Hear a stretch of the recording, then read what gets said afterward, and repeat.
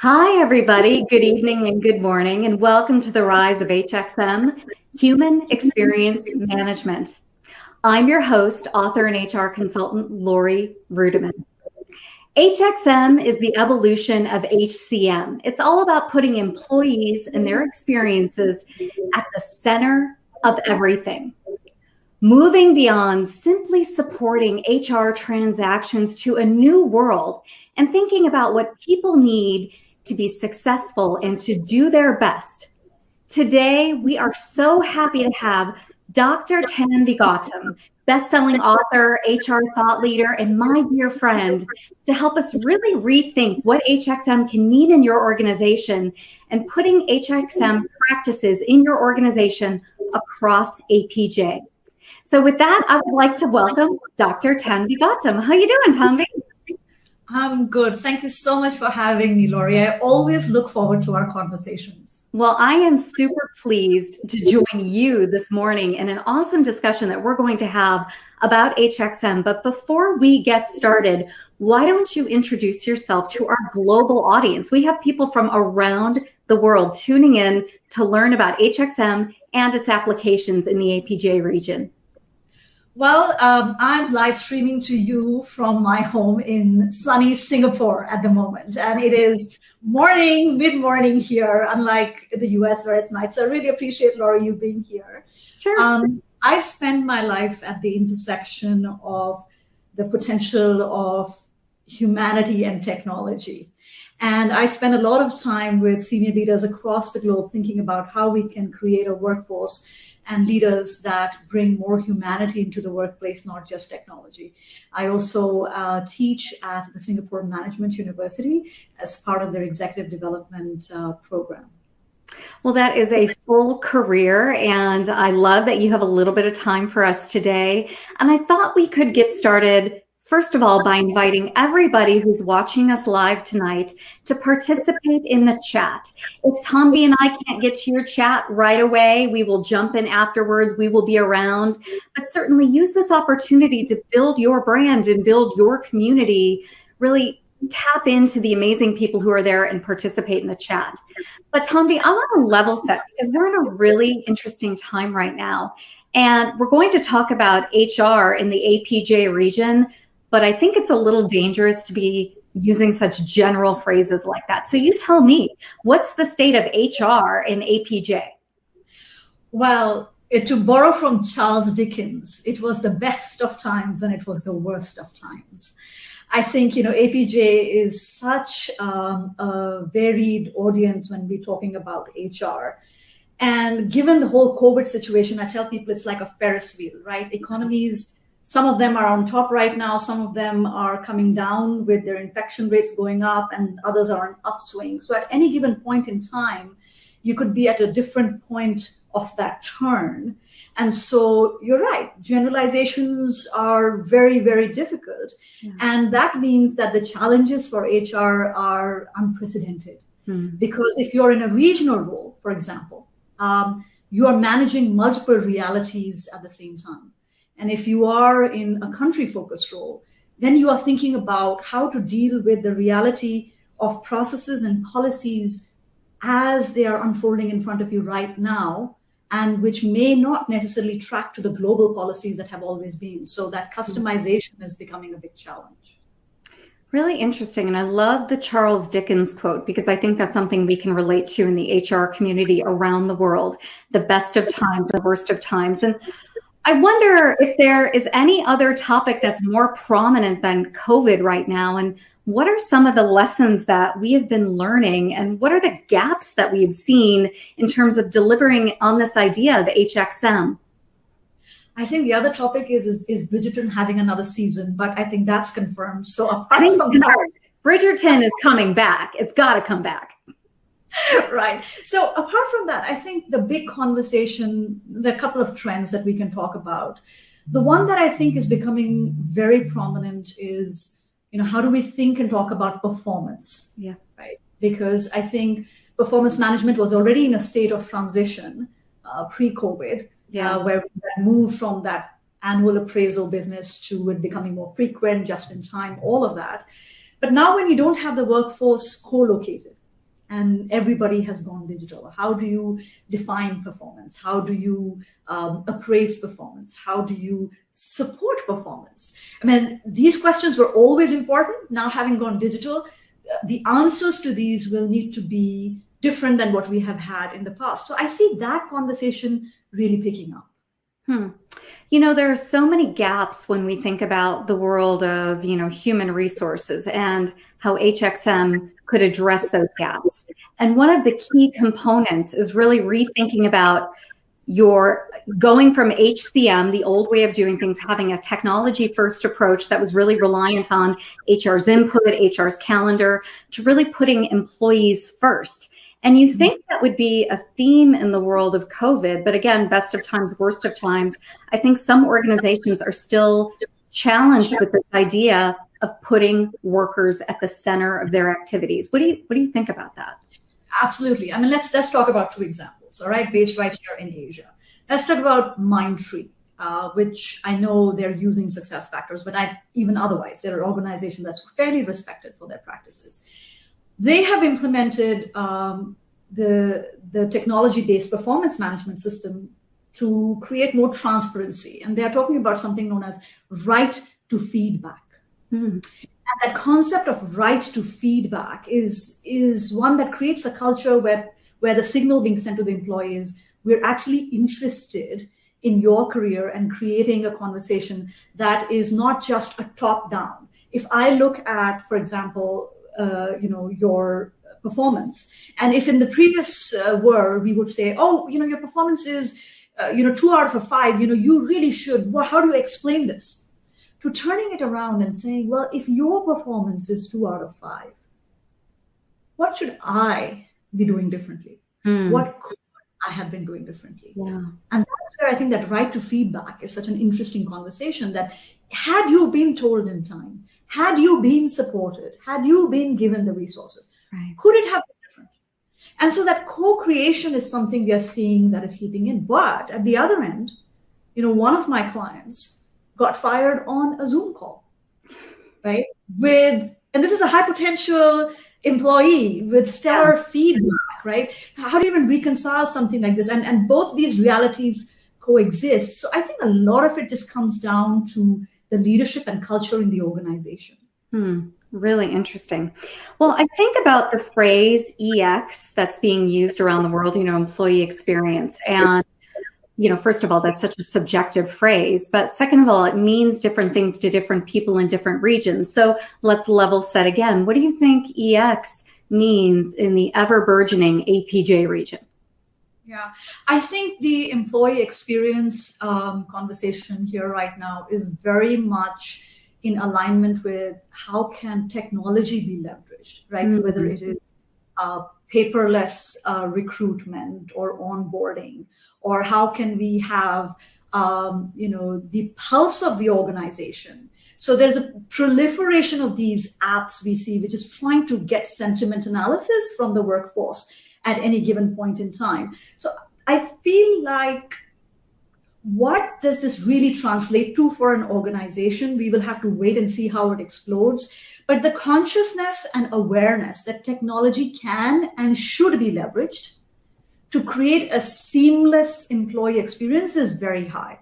I think there is a huge recognition that when you are using apps on your phone and you're able to get data and access seamlessly and instantly, and then you walk into an organization that's working with a legacy system, that experience is so jarring that it is really something that the HR professionals are thinking about as to how their technology can catch up to provide that experience for the employees where they feel seen, heard, and understood in the times of COVID. I love that.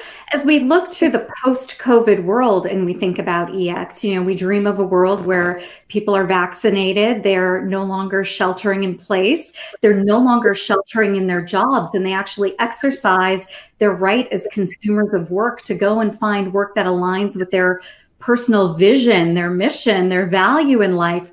What do you think the post-COVID world looks like, and does EX change in the APJ region? That is such a brilliant question. And, for a moment there, Laurie, I got carried away with the post-COVID picture you were changing. Right? I Tanvi. wanted to tell you, keep talking. I was like daydreaming as you were talking, right?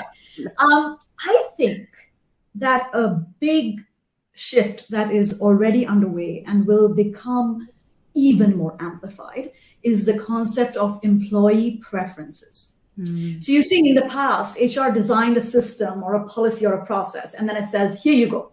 Here is the system, go forth and use it. Yeah. Right. Now, I think the tables are kind of turning around, where we have to take into account the preferences of our employees much more mindfully. So let's talk rewards. I recently saw a survey by Engage Rocket here in Singapore, and they talked about the fact that, everybody likes to choose their rewards and, customize it to themselves. But Generation Z is likely to be 3 times more disengaged if they don't have a choice in the matter. Right. So you have a workforce that is getting used to customizing their work experience for themselves. So they are not keen on you telling them what should be done. They are interested in having a voice in what needs to be done. In another survey they said 89% of employees expect that their employers will take care of the work tech that they have at home, that it is the employer's responsibility. So I think, and even in the US, right, with the whole Google unionization thing that we are seeing, which is quite historic in some ways, I think that employee preferences will become very mainstream, and that co-creation of the work experience will be the future. I love this idea of employee preference, co-creation. I wonder what everybody else thinks. So I want to encourage people to head over to the chat and to engage that way. But Tanvi, when we think about employee experience and co-creation of that work experience, we can talk ad nauseum about technology, but there is some cool technology out there. So I wonder if you can speak to some of that technology that's being used to really co-create that experience, whether it's, around employee sentiment or, worker satisfaction or worker engagement. What are you seeing? Do you have any case studies that come to mind when we talk about tech? Yeah, one of the companies that I've been admiring from a distance about this is Grab here in Singapore, and what I find really interesting is that when Grab talks about engaging its employees, it doesn't just talk about people who are on full-time on their payroll. So, this thing about employee preferences is also, one must remember that with the arrival of the gig workforce and, the rise of the freelance economy, HR has to think about not just the community within the organization, but outside of the organization as well. How do we integrate them? How do we I think one of the biggest shifts in HR is learning to have that ecosystem mindset that is enabled by technology. So, Grab, when it's putting out communication and strategies for engagement, is not just doing it for people within the company, but the extended workforce as well. They have been invited onto the platform. And I think that is the magic of technology, that with, a few simple tweaks, your ability to host a larger community goes up. Your ability to get sentiments, your ability to roll out initiatives that would engage them is so much higher at the touch of a button. Asian Paints is another good example. With their employee recognition, by using technology, not only have they expanded the amount and type of input that they get into the organization about an employee, but to celebrate the successes of their employees, they're now amplifying it to a larger audience as well. So I feel like the possibilities with technology are really endless. The challenging part, I think, is not technology. I think it's mindset. Well, let's talk about that for a second, because I think there's a lot of different ways we can go with mindset. It used to be, the rumor was that HR was a lagging indicator of where technology was going in an organization. It was really the CFO or the CIO who drove change around people tech and work tech. And I think more and more globally, that is changing, and HR professionals are coming to the table and making the case for change. So I want to check in with you on that and just test that. Is it true that HR professionals are now leading that discussion in the APJ region? And if they are, do they come with data? Do they come with, proof of ROI? Because what's the ROI of treating someone like a human being?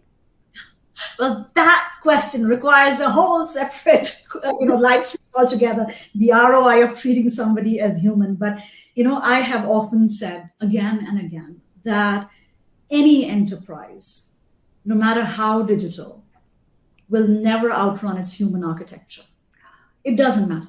I can give you the best technology on the planet, but if you don't have that sense of empathy, you don't have that sense of wanting to improve the experience of a fellow human being as they go about their work, that technology will never get leveraged the way it should be.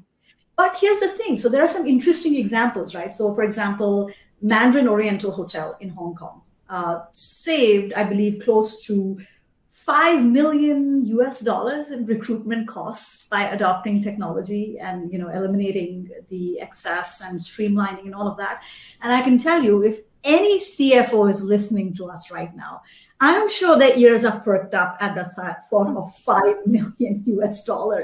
So I think somewhere, streamlining processes with technology is allowing us to show how we are, enabling the financial health of an organization, how we are able to do more with less by, streamlining our processes, eliminating the waste and all of that.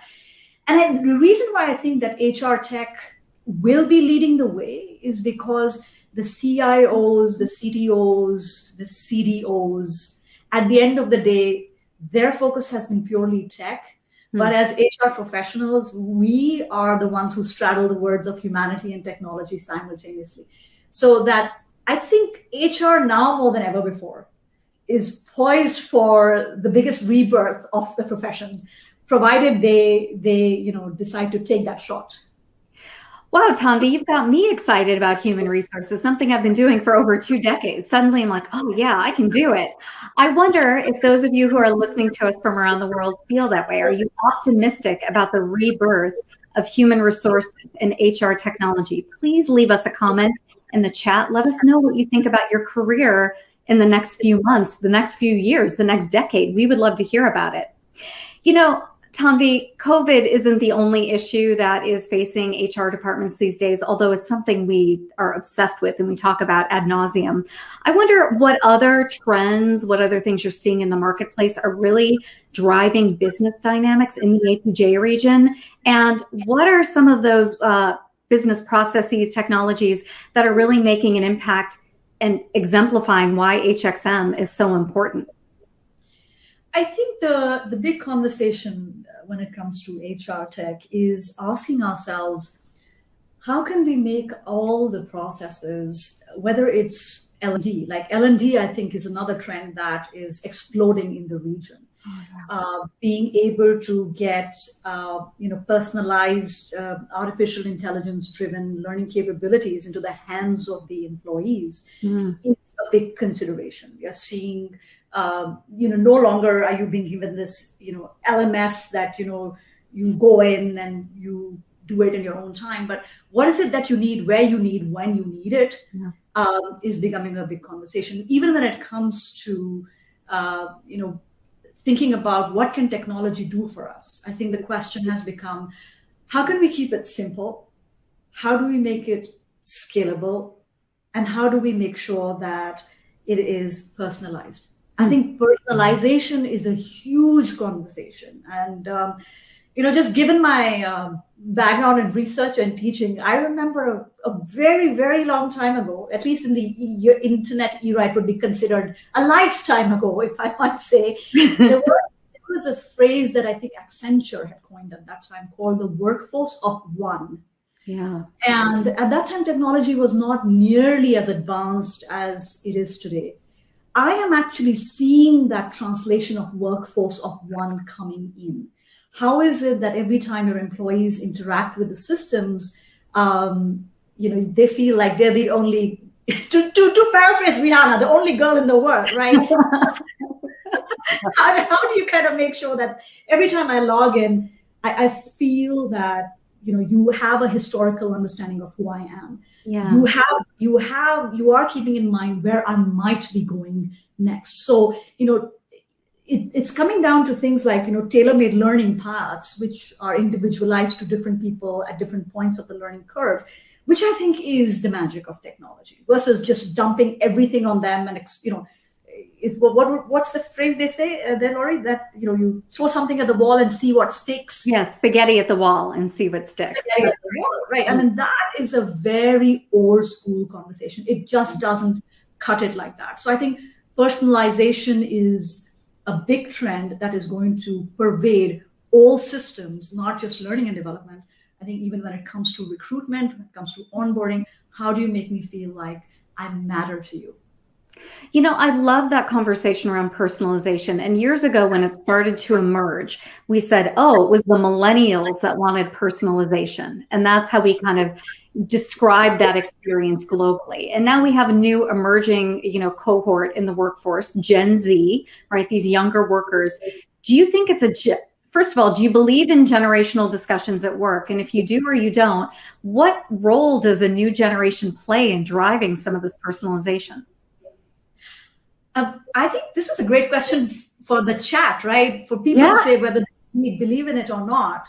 And I would say that it's not about, whether we are a believer or not a believer, but that there are people, when they come into the workplace, their preferences are colored by the era in which they grew up. I mean, I remember, the iPhone came out just around the time when my son was born. And he walked up one day to the television screen and he tried to swipe the screen, okay?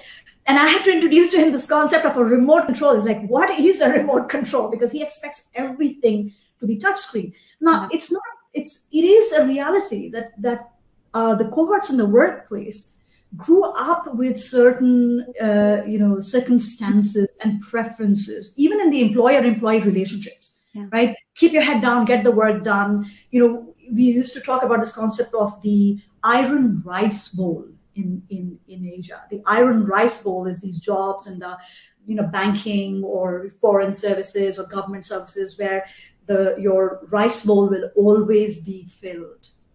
Now you imagine that mindset as contrasted with the generation that's is setting up their websites and YouTube channels as we speak and believe in having a sense of agency and are very quick to jump ship if they need to. You have to respect that difference. And you have to bring everybody along. My trouble with the intergenerational conversation is too much expectation is being put on Gen X and older generations to understand the younger ones. I think it has to go the other way as well. Amen to that. As a Gen X lady, I want someone to feel my pain and get me. Absolutely. I'm with you 100%. So I wonder how many Gen Xers we have. We would love to hear from you in the chat.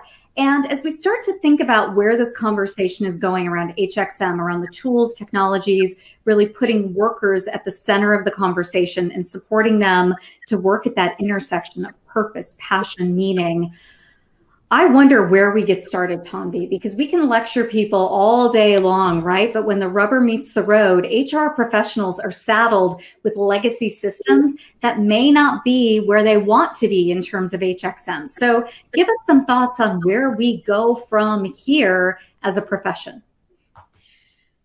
First of all, I would be remiss if I didn't say this. I think HR has really stepped up like never before. I think HR professionals are being courageous and they are being stretched in multiple directions. So let's just give them some credit for where they are and how they're handling it.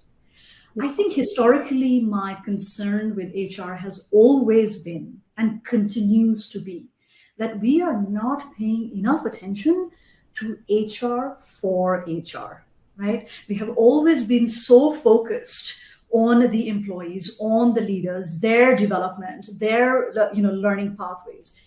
I think it's time to kind of turn the focus a little bit inwards, because as they say, you can't pour from an empty cup. Mm-hmm. So historically, the investment in HR has not happened because, oh, well, you know what, we see you as a back office function. Well, you're going to pay the cost for it now. Yeah. And so it's not late even now for us to start thinking about how do we want to invest in our HR professionals to begin with. Right. And technology will take care of itself. But things like having an attitude of allyship with our business leaders, having that ability to navigate difficult conversations and translate the imperatives of HR for business. Mm-hmm. These are things that are skills that will have to be learned and learned overnight. We are out of runway. We're out of runway. Well, not only, sorry, please. No, so it has to be done quickly and mindfully, because every investment that is made in HR tech, HR professionals will determine the ROI, Lori, on the enterprise's future. Well, I love what you're saying around a reinvestment in ourselves, in our own focus, and a real renewed commitment to doing HR for HR. I wonder if we can leave this conversation just real briefly talking about burnout and resilience, because that is a global topic that everybody's talking about. Can you address that in the APJ region and advice, thoughts on an HR practitioner facing burnout and resilience themselves? I think resilience is a topic that we see a lot of firms are taking up quite seriously. I think for the first time, I'm seeing posts from senior leaders around topics of mental health. Mm-hmm. We are finding that companies and HR heads are asking, yes, we are providing technology for work purposes, but how are we going to use technology to reduce isolation, which is a big topic. People are, sitting inside their homes. How do we make them feel connected? One of the companies I was hearing to have introduced something called the coffee roulette, where they have a technology and you don't know which of your colleagues from which part of the world will turn up with a cup of coffee. And so you get to know that individual and they get to know you, and you swap experiences. Or, like Corteva, which is a client of mine, they decided during Christmas they wanted to do a virtual Christmas tree competition in every home and see how they could bring together. Yeah. So I think that the way we are addressing the issues of resilience is becoming a lot more open-minded around mental health conversations, something that has traditionally been a taboo topic in Asia in particular. And also HR starting to think about, how can I build that community, use technology not just for work, but reducing isolation and bringing people together in social ways.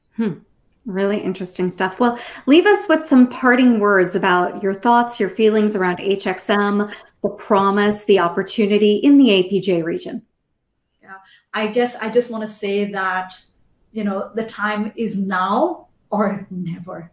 I think HR is in the spotlight, and we need to be making most of this moment. And at the end of the day, the more human a workplace, the greater the productivity, the greater the efficiency. If you get the humanity of the workplace right, everything else will take care of itself. Brilliant, Tanvi. Thank you so much for being our guest today. Everybody, you can find Dr. Tanvi Gautam online, anywhere, LinkedIn, Twitter. She's all over, just publishing really great insights. And we're just so grateful to speak with you today.